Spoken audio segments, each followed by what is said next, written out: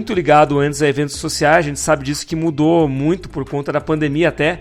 Mesmo já antes já tinha modificado um pouco, a gente sentia que alguns eventos estavam diminuindo de acontecimento, o investimento às vezes não era mais tão grande em eventos, mas a credibilidade ela continua em alta e isso o teu trabalho tem e por isso que a gente considera que é fundamental que você possa voltar com esses vídeos e a gente aqui do Conversas com Binder sempre vamos recebê-lo muito bem para falar sobre isso, com certeza.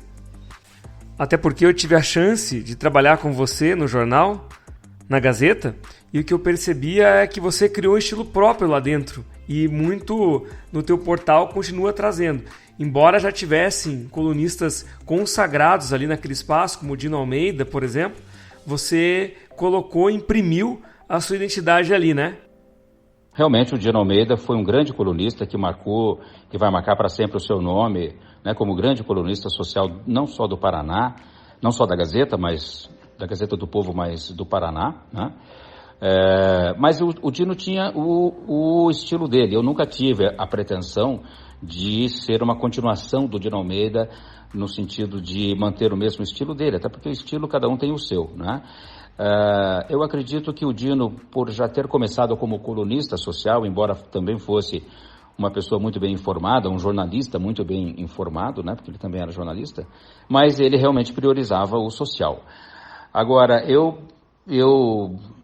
claro, assumia o lugar dele sabendo que eu teria que manter uma página social, falar, né, de assuntos da sociedade, mas ao mesmo tempo eu tive liberdade para dar notícia, para dar informação, que era uma coisa com a qual eu estava acostumado desde sempre. E como eu tinha um programa de televisão, o Jet Set, com o qual eu circulava pela sociedade, cobrindo grandes eventos, grandes festas e tudo mais, eu tinha muitos contatos, eu conversava com muitos empresários, com muitos políticos, com todo tipo de pessoas que me passavam informações, não só nas entrevistas que eu gravava com elas, mas muitas vezes em off, em conversas informais. Depois que eu desligava a minha câmera, eu sentava para jantar, para tomar um vinho com o pessoal e ali é que as informações vinham à tona, né? Muitas vezes a pessoa nem se dava conta que estava me dando um furo, uma informação, né? E eu depois colocava isso na minha coluna e isso foi, sei lá, se cristalizando assim, né? Como uma marca da minha coluna. E nesses tantos momentos que você teve, como você falou ali da conversa, do bastidor, que momento que você se orgulha de verdade de ter conseguido uma informação e colocado na sua coluna? Sem falsa modéstia, acho que foram várias, mas que eu dei assim como notícias exclusivas, mas uma que eu me lembro assim já de pronto é aquela campanha Essa Vaga Não É Sua Nem Por Um Minuto, que começou na minha coluna, que era aquela campanha para que as pessoas não estacionassem em vagas preferenciais, né? Vagas para idosos, vagas para gestantes, para deficientes, porque as pessoas de um modo geral, não costumavam respeitar essas vagas, né? Chegavam no supermercado, por exemplo, se a única vaga disponível fosse de uma gestante, por exemplo, na porta do supermercado, e mesmo que o condutor desse carro, ou a condutora, no caso, não fosse uma gestante, ela estacionava ali. Ou mesmo, né, no caso de um deficiente, que não tivesse nenhum deficiente dentro do carro, mas o motorista, enfim, punha o seu carro ali, tranquilamente ia fazer suas compras. E aí eu recebi uma solicitação de uma agência de publicidade aqui de Curitiba que desenvolveu essa campanha e resolveu lançá-la na minha coluna e a campanha pegou, virou lei e tudo mais, né? E tá aí hoje, né? Essa vaga não é sua nem por um minuto, né? Porque ela ganhou esse nome justamente porque quando as pessoas eram flagradas, o senhor estacionou aqui onde não, né? Essa vaga mas eu estacionei era só um minutinho, né? Então, por isso, esse nome. Essa vaga não é sua nem por um minuto. Então, insista um pouco mais no tema, Bessa, que está muito interessante a conversa, essas histórias suas, das suas notícias e tal. Queria saber, e personalidade? Que personalidade, assim, que marcou, ou que marcaram você por ter conseguido entrevistar nesses anos todos, especialmente como colunista ali da Gazeta do Povo, ou em algum momento que você tenha feito em outro veículo? Olha, foram algumas entrevistas marcantes que eu fiz, né? Posso citar aqui com o Anthony Quinn, quando ele veio gravar em Curitiba, o filme Oriundi. Eu fiz no próprio Palácio Garibaldi quando ele estava conhecendo, né, as locações do filme, que as gravações nem tinham começado ainda. Com o Pelé, eu fiz 2 ou 3 entrevistas. Isso estou falando do meu programa de televisão, né? Porque na minha coluna, eu até fazia entrevistas, assim, mas não era muito comum, era bem esporádico, assim, fazer um ping-pong, né? Não, confesso que na minha coluna, assim, eu não me lembro uma que tenha me marcado. Agora, na televisão, no Jet Set, foram essas 2, depois também... Na coluna, eu acho que teve uma com o maestro Zubin Mehta, o maestro indiano Zubin Mehta, que se apresentou com a Filarmônica de Israel no Teatro Positivo. Que mais? O maestro João Carlos Martins, também na coluna. Aliás, o maestro João Carlos Martins tem uma história curiosa com ele. Eu o conheci pessoalmente na inauguração do Parque Shopping Barigui. E aí, uma pessoa foi nos apresentar. Claro que eu já o conhecia, né, de nome e tudo mais. Uma pessoa foi nos apresentar e falou para ele, olha, esse aqui é o Bessa, Reinaldo Bessa, nosso colunista social aqui. E ele falou, eu sei, eu já conheço o Bessa. Eu achei que ele estava só querendo ser gentil comigo, né? Falei, de onde o senhor me conhece? Pois é, né? Nessa hora a gente fica meio sem saber o que é, se é verdade ou não, ou se é uma brincadeira, né? Ele falou, não, é que cada vez que eu vou me apresentar numa cidade, a primeira coisa que eu faço é ler a coluna social do principal jornal dessa cidade, para me situar na cidade, quem são as pessoas, o lugar que eu vou me apresentar e tudo mais. Então já li a sua coluna, é muito boa, não sei o quê. E dali nasceu uma amizade, porque depois disso ele veio várias vezes a Curitiba, várias vezes.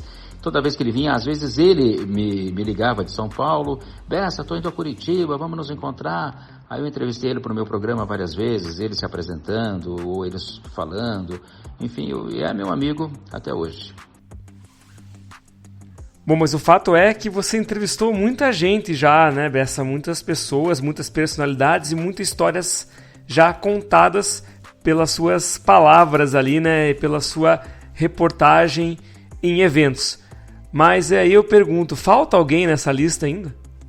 Certamente sempre tem, né? Uma entrevista ou um entrevistado que você quer encarar antes de você pendurar definitivamente a chuteira, né? Mas eu diria assim, que eu já me considero satisfeito com as entrevistas que eu fiz, sabe?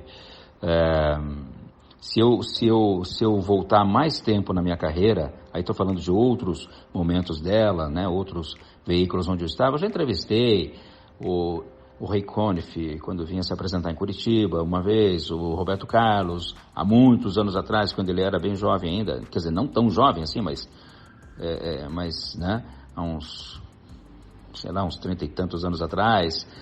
Já entrevistei a rainha da Suécia uma vez, que é brasileira, né, a Silvia.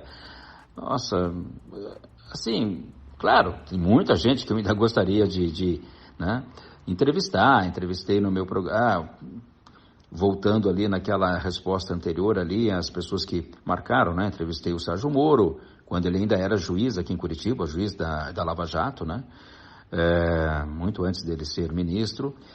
Mas enfim, eu sempre brinco que um dos meus sonhos de consumo é entrevistar a Gisele Bündchen, né? Realmente, a história dela é impressionante como chama atenção e as pessoas têm curiosidade para saber, né? Enfim, como é que ela conseguiu desde cedo estar nessa carreira e tudo. Acho que por aí eu também teria essa curiosidade, sabe? Eu não sei se vou conseguir, porque ela já está praticamente aposentada, né? Mas se um dia eu entrevistar mesmo aposentada, tá valendo. E sei lá mais quem, é difícil porque tem tanta gente boa aí, né? Ainda para ser entrevistada, para falar, né? Mas eu posso dizer que com os nomes que já passaram pelo meu microfone, eu já estou satisfeito. Puxa, foi uma lição aqui para mim hoje, para quem está ouvindo a gente, para quem está começando no jornalismo e para aqueles mais experientes também. Eu pude ser colunista também de jornal da Tribuna do Paraná sobre televisão por mais de 5 anos, que muito me orgulha. Ininterrupta, a coluna ficou no ar, parou porque eu optei por dar um tempo, na verdade, foi uma opção minha para fazer outros projetos, inclusive esse aqui que nós estamos conversando agora. E muito do que eu fiz ali foi por me inspirar em você, sabe? Então eu tenho muito agradecimento e as portas estão abertas e fica mais uma vez o meu carinho e meu respeito ao seu trabalho, que eu acompanho sempre. Ô Bider, eu é que agradeço, né? Eu é que agradeço essa sua iniciativa aí de querer me homenagear, fico muito feliz. E realmente, como você disse, né? A gente trabalhou um período juntos lá na Gazeta e eu, embora procurasse me dar bem com todos, me relacionar, mas muitas vezes eu não conseguia, até porque eu achava que, né? Que muitas vezes sei lá, as pessoas, né? Eu me aproximava mais daquelas pessoas que eu achava que me davam mais abertura, não por nada, mas enfim, porque é uma coisa que ocorre naturalmente, né? Às vezes até alguém chegava para mim e dizia assim, Bessa, o pessoal acha que você é meio metido, porque você não fala. Eu falei, não é que eu não vá falar com a pessoa, às vezes eu fico esperando que a pessoa venha falar comigo, mas isso daí a pessoa pensa que é você que não quer falar, e você pensa que é ela que não quer, e fica nessa coisa, né? Mas enfim, eu procurava me dar bem com todo mundo lá, né? Eu adorava estar lá na redação, naquele ambiente, interagir com as pessoas e tudo mais, então eu fico muito feliz, assim, de saber que colegas meus mais novos tinham e têm essa admiração por mim, é sinal de que eu consegui, né, cumprir com o meu objetivo ali.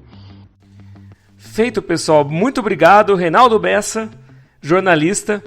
Mais uma edição de Conversas com Binder finalizada. Voltamos em breve com mais uma nova edição, com mais um papo legal para a gente poder dividir com vocês aqui. Para vocês, um forte abraço e até a próxima edição. O Conversas com Binder é um podcast de entrevistas, bate-papo e informação. Aqui, o jornalista Ângelo Binder recebe artistas, famosos, comunicadores, empresários, políticos e pessoas com ótimas histórias para contar. De segunda a sexta, sempre com um episódio para o seu dia ou noite, a qualquer hora, em qualquer lugar. O Conversas com Binder também conta com séries fixas, como a Conexão Brasil-Estados Unidos, com o publicitário Horácio Coutinho, direto da Califórnia, além do bate-papo sobre a história e curiosidades das novelas e filmes clássicos com o cineasta Luffy Stefan. O Conversas com Binder dedica uma parte importante da sua programação ao esporte, saúde e qualidade de vida. Ouça o podcast Conversas com Binder no aplicativo de sua preferência ou ainda no site comandonews.com.br.